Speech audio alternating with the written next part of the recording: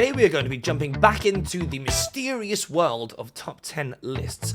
We have covered Halloween songs in our previous video, which you can go and check out if you fancy, but I get the feeling the majority of you will now wait, the best part of a year to check that one out again. So, sally forth we must with another genre that is near and dear to my heart. What genre is that, you might ask? Why, it's comedy music, of course.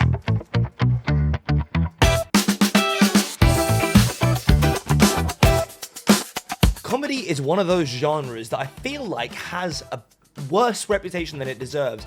There is quite a lot of, I guess, really low effort comedy music spat out by people who prioritize the jokes over making actually good music. But I'm here to tell you there is so much stuff out there that is not only hilarious, but is also just objectively great music to listen to. I thought today we would go through and find my 10 best comedy songs that are also actually great songs. It's quite a difficult thing to do because a lot of these bands have got loads of great songs. I've limited myself to one song per band, and I'm sure that, just looking at this list now I can tell you now, honorable mention, I actually didn't include any Lonely Island. I'm a big Lonely Island fan. I really do like a lot of their music, but I feel like just genre-wise, for the most part, it tends to eke a little bit further away to where I naturally fall. So, Lonely Island are fantastic. There's 1,000 fantastic songs by them. Big Andy Samberg guy, but they are not on this list. So, let's move on to number 10.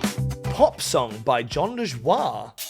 Wealthy men hired me to sing this song that they wrote for me. John LeJoie is one of those old school YouTubers who was there right as the platform was getting going. He was in at the ground floor. That song, Everyday Normal Guy, and a couple of follow-ups it had are massively baked into not only internet culture, it's the kind of thing, you probably shouldn't speak about it in public because it is fairly obscene, and it's not his most obscene song. It's one of those songs, if you were to hum it in front of a friend who's above the age of 25, they will definitely know what's going on.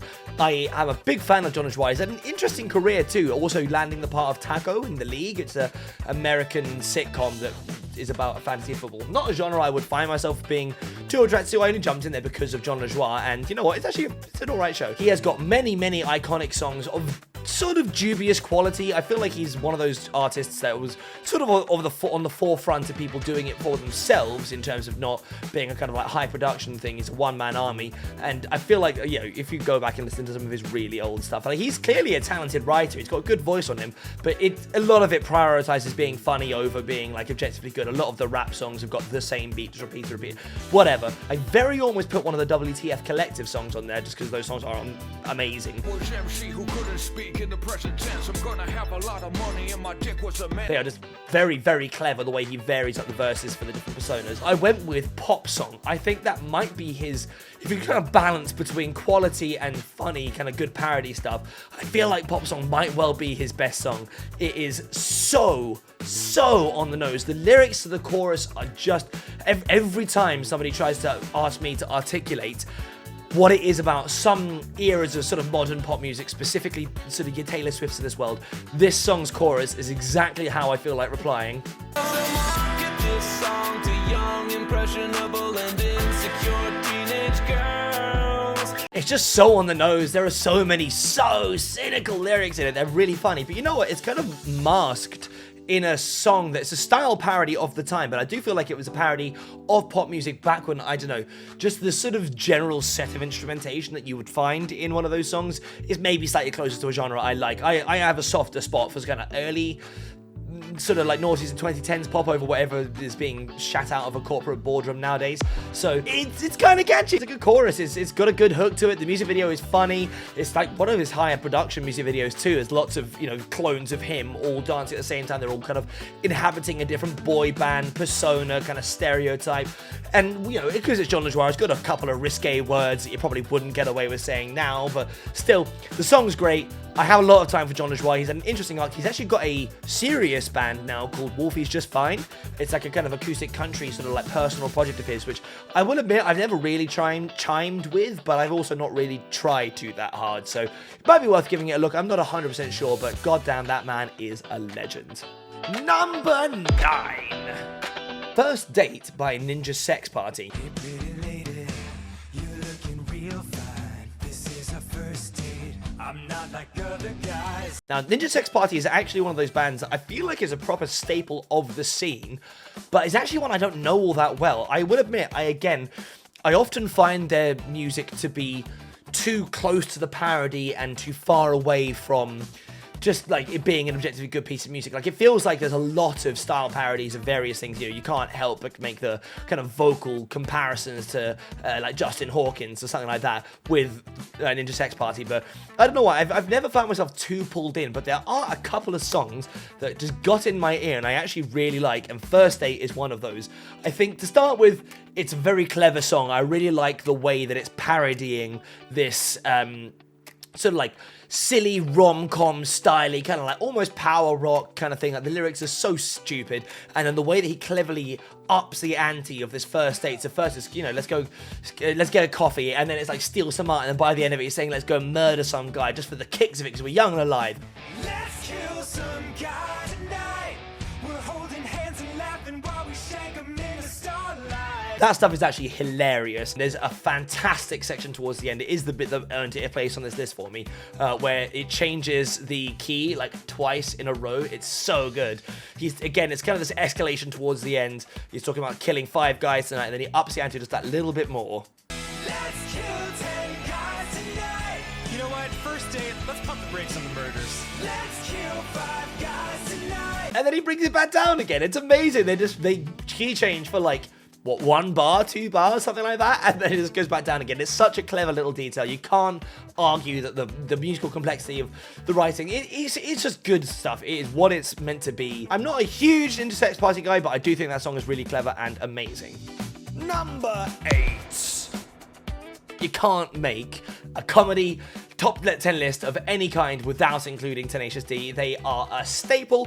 There's another one of those songs, Tribute especially. That isn't the song I picked, but you play Tribute out in public somewhere, I guarantee you at least somebody walking down the street will be nodding along. There was an amazing moment when I was at Download, quite a long time ago now, where one of the sort of like market tents was just pumping Tribute out pretty much all day, every day, and every time I walked past, it was just several hundred metalheads just kind of like in and about buying stuff or getting food or whatever, but every single person was just screaming along to Tenacious D's Tribute whilst they were doing whatever activity. It was very wholesome, but I decided that Tribute's a little bit too easy. If you're coming here to try and find some new songs you've never heard of before, Tribute is probably gonna be one of those ones that you're like, oh yeah, I kind of thought that might be coming. So, same album, I'm gonna take one of the weirder options and go with City Hall / I Believe / Malibu Nights medley. All you people up there in City Hall, you're fucking it up for the people that's in the streets. We'll just call it City Hall for the sake of ease, because this song is a masterpiece.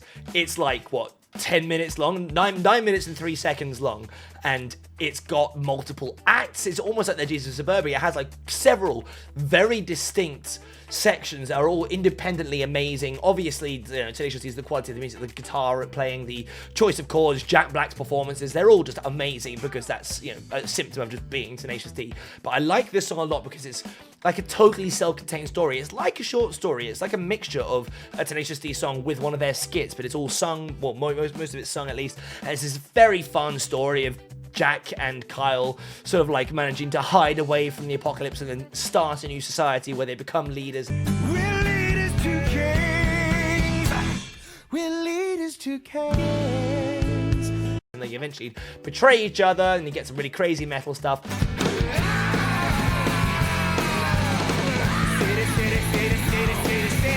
And then the whole thing ends, and then you have a really bizarre section where you just have Kyle Gass going, I believe in God. Do you believe in God? I believe. You do? I believe in God. Very strange towards the end, but that song is an absolute journey. I'm sure most Tenacious D fans will be aware of it off their first album. If you don't know that song, I highly recommend you go and check it out. Number 7. Number 7, again, going with an absolute tentpole of the genre. You can't have a list that doesn't include Flight of the Conchords. One of the most bizarre TV shows to ever grace the channels of my television. There's only like 2 seasons of it, I think, and I think both of their albums, there's 2 Flight of the Conchords albums, and each one is the soundtrack of each series, and they are just so off the wall. They are the product of such crazy, weird creativity, and it makes sense that he went off to create What We Do in the Shadows Shadows with Taika Waititi. They have this strange hybrid style that covers so many sort of like sub-genres. You go from parodies of like kind of acoustic simpery love songs. I was wandering through the streets of the city, rambling through the avenues of time, all the way to like really strange like acid house songs. I am the pretty prince of parties, you're a tasty piece of pastry. But I think most people would agree with me that their biggest triumph when it comes to like lyrical genius is Hip Hoppopotamus versus Rhymenoceros. God, say that 10 times fast. It's such a clever song. It's this rap battle between these two fictitious rappers, the Hip Hoppopotamus and the Rhymenoceros, and the way it's got this kind of like fun, acoustic, kind of hip hop kind of groove to it. It's really, you don't hear a lot of music that sounds like that, to be honest. I'm the mother flippin' rhinoceros. My beats are fat and the birds are on my back and I'm horny. If you choose to proceed, you will indeed concede. 'Cause I hit you with my flow, the wild rhyme will stampede. It's very cleverly put together and layered, and then the lyrics are just amazing. That acoustic line is so good at building this anticipation.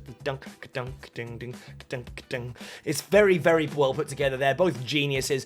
Both of those albums are totally worth going through in their entirety, but if you're going to pick one, that is your pick. Number 6. You know it was coming. Tom Cardy's The Ballad of Smokin' Joe, Rude Boy. I'm a huge Tom Cardy fan, if you hadn't noticed from the several videos I've made covering his content over the years, but I think that man's a genius. I happen to find the Australian sense of humour extremely appealing. I love how self-productive he is. Everything is written just by him in the studio, and he plays like every instrument, and he has this really clever, kind of weird way of looking at the world. A lot of his songs are quite clever twists on sort of like tropes of society, or just like, you know, he's very good at thinking everyman people thoughts, and one of those songs that is actually completely the opposite of that is The Ballad of Smokin' Joe, Rude Boy. One of the greatest triumphs of its popularity was that it was only meant to be a short to start with. I think it's like a minute and a half. You got basically 2 verses. That's kind of it. And it was so popular that he decided to spin it out into an entire new video that is like 4.5 minutes long. There's lore to it now. There's multiple different clever verses that all do something like interesting with their harmonies or the way the synth is introduced in various places. I know that they're packing heat, and I know that they know that I'm the man to beat. But when I step onto the street with a jingle in my feet, they know that I know that they know that they can fuck themselves. It's just a trip. Every single second of that song has got something new to offer you, whether it's that a very obnoxiously catchy, sort of like janky Western piano like hook he's using, the dun dun dun dun dun dun dun dun. That comes through a lot, but it's actually really, really great. It's perfect at conjuring the image. I love a well-timed sound effect, of which there are many in this song. It's just a work of art, to be honest. Every part of it is great. Tom Cardy is awesome. I love pretty much everything he puts out, but this one, I don't know why. It's this and maybe Transcendental Cha-Cha-Cha, I think just absolutely kind of supersede the rest of it and just being like an objectively really clever song. The hooks are amazing. Do yourself a favor, go check it out, watch the video, just send Tom Cardy all your love, because this dude just pumps out music too. Like, he is able to release shorts quickly, and they're to a very high standard most of the time. So yeah, definitely go send that guy some love. Tom Cardy, I love you. Number 5. Moving into the sort of like genre parody style now, we have got Steel Panther, Party All Day. There's quite a lot of stuff on that first Steel Panther album I could have put on here. A lot of it, I honestly feel like maybe I shouldn't recommend, because as much as it's all fantastic music and I have a lot of time for Steel Panther, I don't know, man. The song Asian Hooker, whilst an objectively masterful piece of music, is so offensive. Girl from Oklahoma might be one of the most disgusting songs I've ever heard, despite being an amazing acoustic ballad on the same level as like More Than Words, if I'm honest. And the other crazy thing is, there's also like really high tier celebrity cameos on this album too. M. Shadows, Corey Taylor, and Justin Hawkins, all on their debut album, and Justin Hawkins is singing on Party All Day, which I think is objectively my favorite one.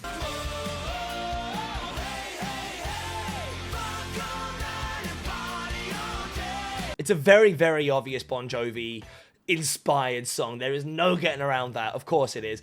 But that's like the entire genre is kind of this hair metal kind of parody thing, but it's just got such a catchy chorus. You hear it once, you will be singing along to it. And then of course you've got the Justin Hawkins verse. I don't care, she's a trailer home, and she's got free freaking eyes. And the sort of lyrics in it are for the most part, not like super offensive. They're just quite funny. I will admit that Steel Panther have not been releasing good material recently, I don't think. The last time I actually wanted to check out one of their newer releases, I was like, okay, you have tapped this well totally dry now. But that first album and a couple of the singles surrounding it are iconic.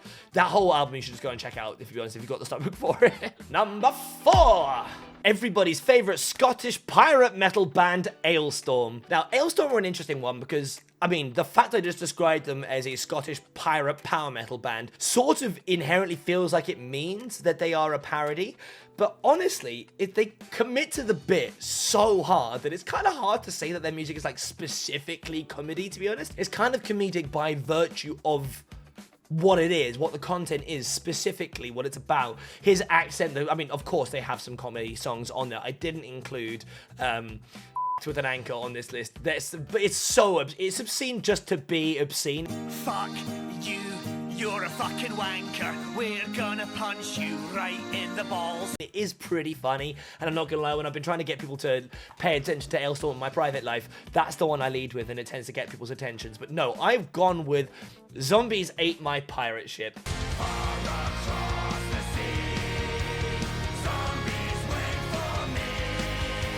Probably because it's my favourite Ailstorm song, to be fair, but there is a certain section in it which just makes me chuckle.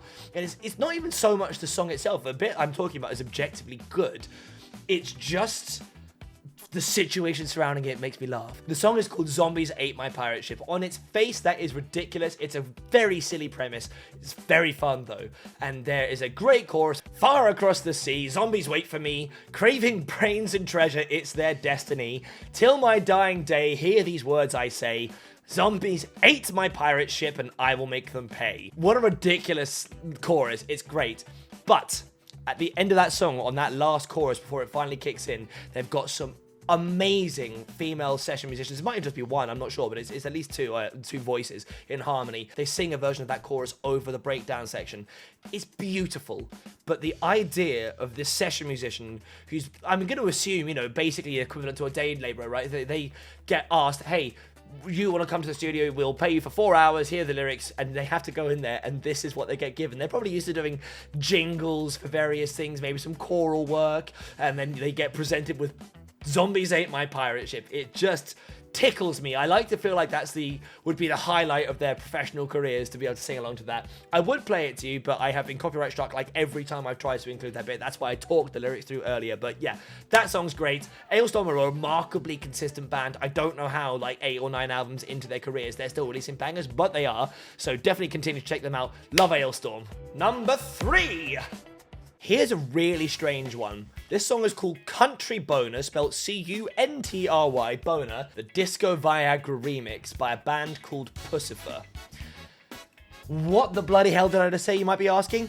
Who the bloody hell are Pussifer? I will tell you that Pussifer is actually the side project, the main side project of Maynard James Keenan, as in the singer from Tool. He has a second side project, which is kind of a just do what you like, what you fancy kind of project, where it's called Pussifer, and he's released a lot of very strange, super experimental music, and this song is called Country Boner.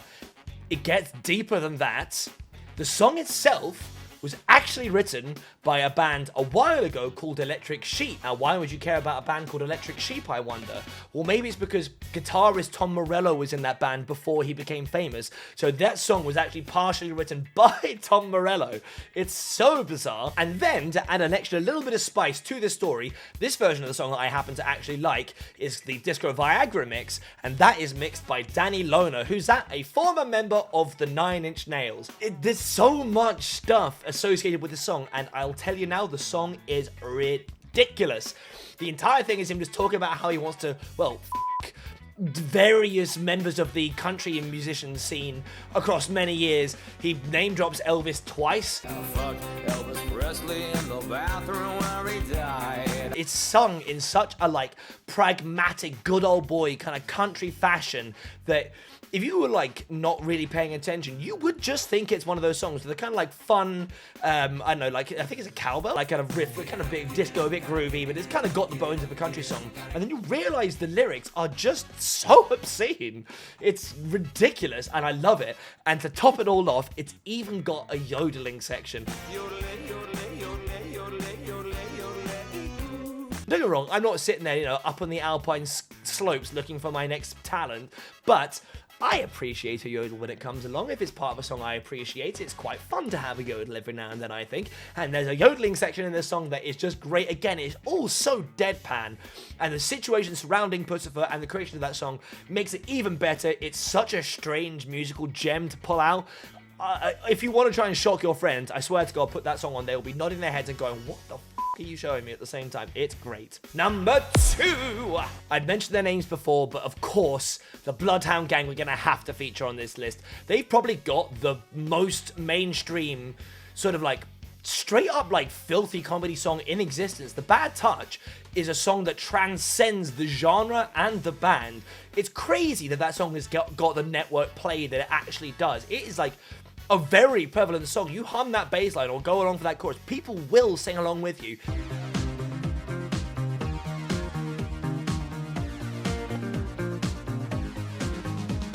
It's insane because actually, like many Bloodhound Gang songs, that song is actually pretty raunchy. There's some pretty sort of dubious stuff going on in the lyrics. It's by far and away not the worst that band has got to offer, but it's still interesting to me that they managed to penetrate that far into the community. They do have a lot of great music. The Ballad of Chasey Lane is amazing. I Hope You Die. My Dad Says That's for Pussies, one of their more recent ones, also really great. And then there's some songs on there that I cannot believe are still up there. I'm not even going to explain to you why, because I feel like just saying some of these words will probably get this video demonetized. But go and look up the song. A lap dance is always better when the stripper is crying. I am not joking. That song is possibly one of the most messed up things I've ever heard, but one of the beautiful charms of the Bloodhound Gang is that he's so eloquent. He overspeaks every single thing he says. Everything is these crazy idioms and slang phrases, and I love it. So the song I picked of theirs, I think, is possibly my favorite. It's just got such a great groove to it, is Why Is Everybody Always Picking on Me? It does start with a fairly offensive opening lyric-y bit, but the actual song has got this really fun, kind of smooth, almost like, kind of like jazz room feel to it. It's got a really clever work, like kind of groove to it.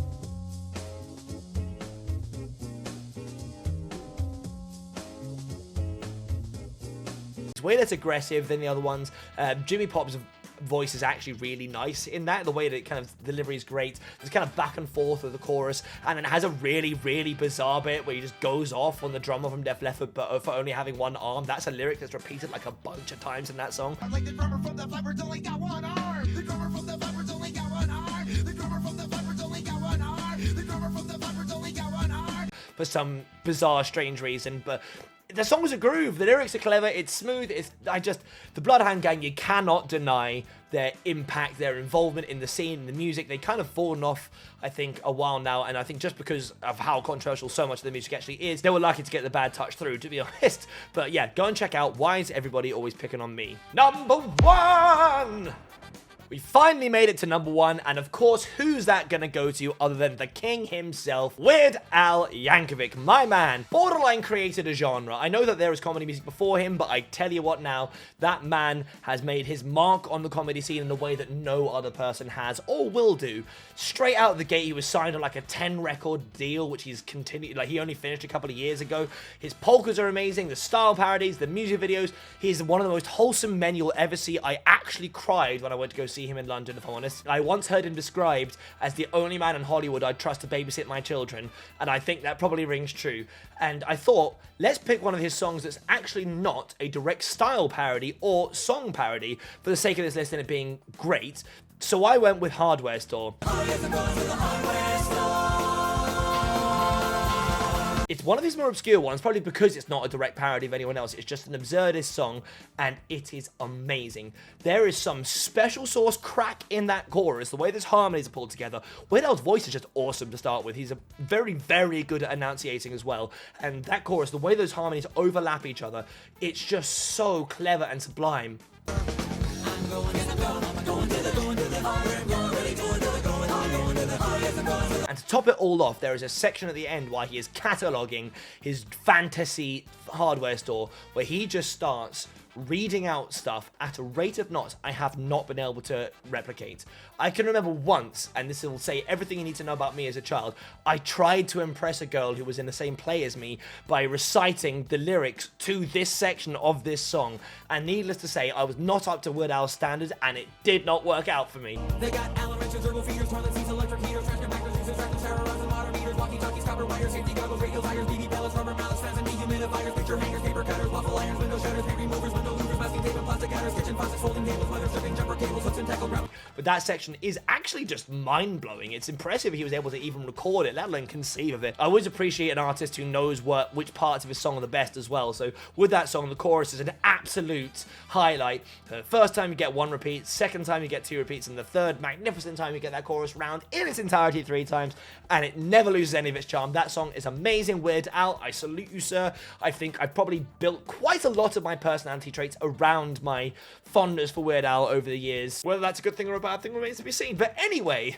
that is the end of my list. Thank you very much for sticking with me on this one. It's been a format I've enjoyed, talking about music that I am passionate about, and hopefully sharing with you guys some tracks you might not have heard before that you can take home and put on your list and listen to. So if you enjoyed the video, please leave us a like, share the video. I think that's what people say to do now.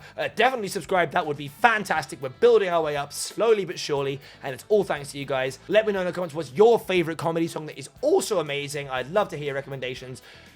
I'll catch you on the next one. Peace.